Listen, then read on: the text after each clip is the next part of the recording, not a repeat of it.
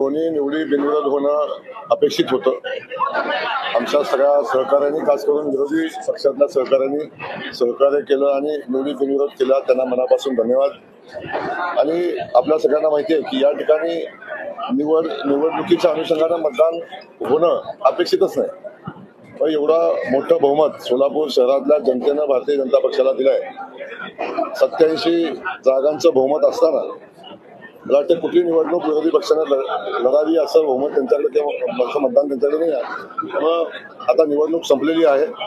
आता शहराच्या विकासाच्या संदर्भातली भूमिका घेऊन आपल्याला पुढे जायला लागेल.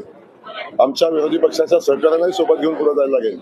आम्ही शहराच्या विकासाला प्राधान्य देऊ. आता निवडणूक झाल्यानंतर मला वाटतं बाकीचे राजकीय विषय संपलेले आहेत. आता इथून पुढं सोलापूर शहराच्या जनतेला जे शब्द आम्ही दिलेत, सोलापूर शहरानं मोठ्या विश्वासानं आम्हाला या सत्तेमध्ये बसवले आणि प्रचंड मोठं बहुमत दिलंय. त्या दृष्टीनं सोलापूर शहराचा विकास, सोलापूर शहराला दिलेला शब्द पूर्णत्वासाठी आमचे सगळे नगरसेवक, खास करून आमचे महापौर विनयजी कोंडाल, उपमहापौर सन्माननीय देवकरताई आणि आमचे सगळे सहकारी आदरणीय देवेंद्र फडणवीस साहेबांच्या नेतृत्वाखाली या शहराचा मजबूतीने विकास करतील आणि लोकांच्या अपेक्षाची पूर्ती होईल याची दक्षता घेतील.